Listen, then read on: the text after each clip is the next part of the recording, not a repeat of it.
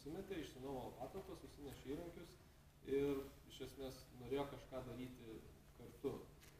Tai va čia galit pamatyti, kaip atrodė pirmas brėžinys ir kaip atrodė realybė tuo metu. Tada sekė Paribio gatvė, kažkaip mes vis juokavom, kad kai yra padirbtuvės, mums priešdėlis patai yra labai svarbus, nes mes susirenkam pabandyti, pagręžti, palituoti, papjauti, taip sakant, tiesiog šiokia tokia, sakykime, vieta kūrybai.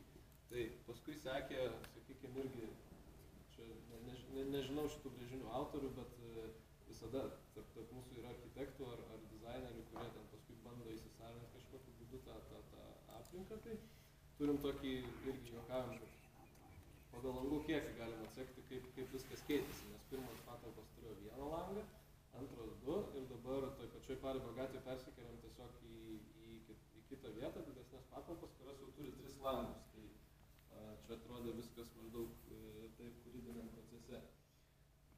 Tai kas yra padirbtuvės? Padirbtuvės yra be abejo erdvė ir kas yra svarbiausia mano manymu, bet kokiam hackerspace ar makerspace, tai yra žmonės. Čia galim pamatyti visus, kadangi padirbtuvės veikia taip, kad susirenka, kas pusmetį skelbiam naujų, sakykime, narių priėmimą, tai kiek susirenka žmonių mes padalinam tiesiog tam tikrus išlaikymo kaštus, tai yra,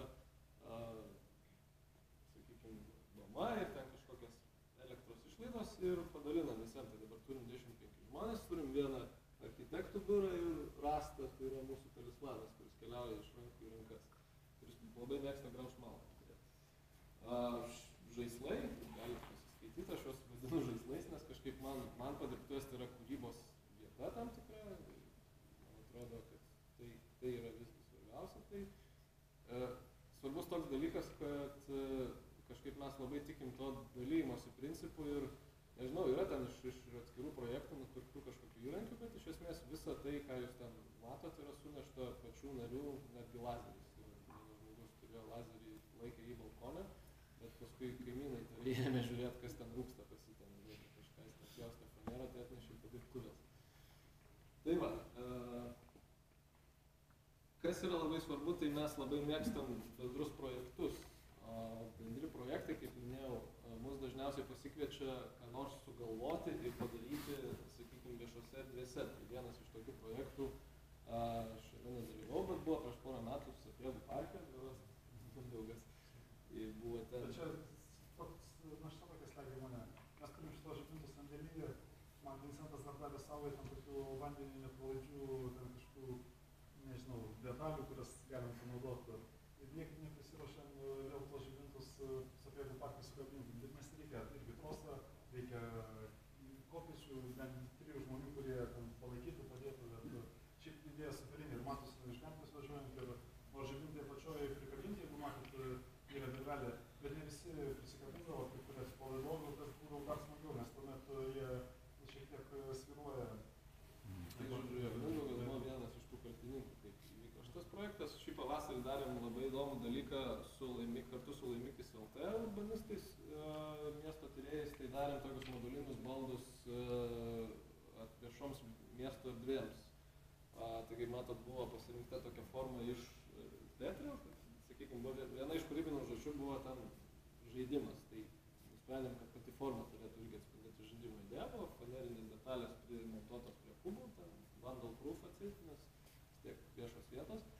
Kitas projektas, kuriame mes šiaip dalyvaujam, ne grinai kaip padirbtuvės, bet taip jau nutinka, kad yra toks nuostabus projektas kaip keliaujančios architektūros dirbtuvės, tai architektūros fondo, architektų iniciatyvos inicijuotas projektas, kai vasarą važiuojam į mažus miestelius, kur visada yra vaikų ir visada yra problemų, jie neturi kur žaisti. Mes su jais einam į ekskursiją, sugalvojam ir padarom tam tikrus dalykus. Tai šią vasarą, matot, važiavom į Karvio kaimą, kuris yra 30 km nuo Vilniaus, padarėm žaidimų aikštelę, tinklinio prie ežero ir ten futbolo vartus ir panašius dalykus. Tai taip nutinka, kad viena komanda iš tų miestelių kažkaip natūraliai susiformuoja iš padirbtuvių. Ir paskutinis mūsų naujausias projektas, tai šią vasaros pabaigoje parašė mums tokia Danutė iš Žvėryno bendruomenės, sako, klausykit, čia yra parkelis, va toks būtų, ir ten yra 26 suoliukai blokai ir jie ten gaila neįdėjo nuotraukos, kaip prieš tai atrodo. Nu, įsivaizduoju, viskas sulūžė ir panašiai, sako, reiktų kažkaip atnaujinti. Tai mes kažkaip visai entuziastingai šito ėmėmės ir gerai, kad nepasiėmėm visų 26, aišku, atnaujinti, nes būtų užtrukę, čia buvo 6 ir tai užteko mums.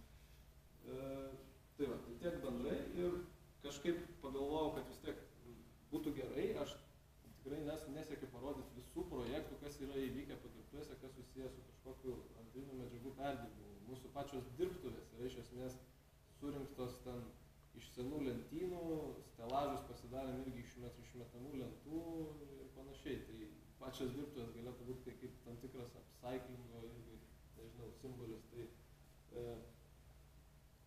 kuo pasižymi padirbtuvininkai, tai kūrybiškumu ir man atrodo, kad padirbtuvės iš esmės yra vieta kūrybai plačiaja prasme. Tai pirmas pavyzdys irgi yra Jonas dalyvavo Ruperto menų centro programoje ir čia buvo jo projektas. Tai jis konstravo tam tikrus kaip site specific art, nežinau kaip yra lietuviškai, bet tam tikros erdvėse tokius žibintus iš ledinių juostų.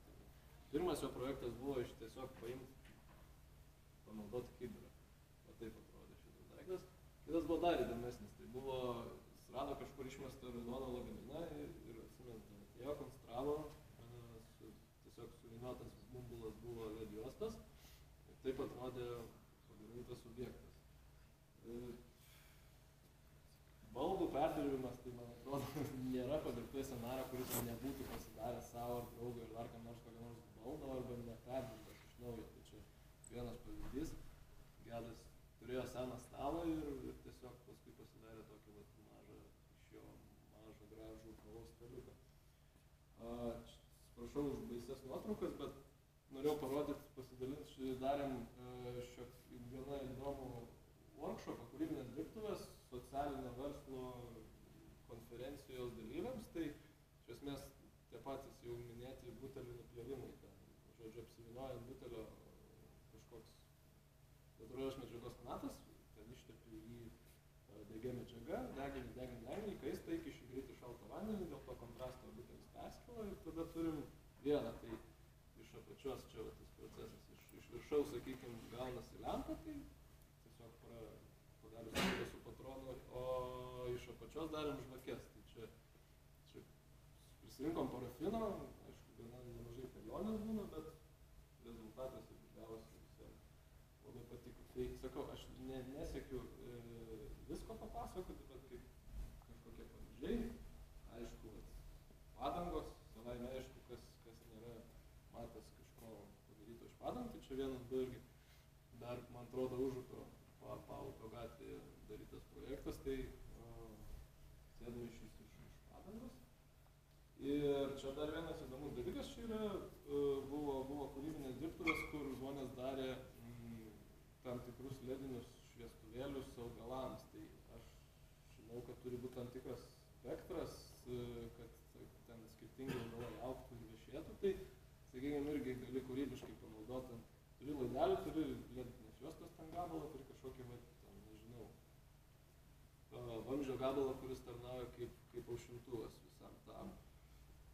Tai va, tai turbūt tiek. Ačiū.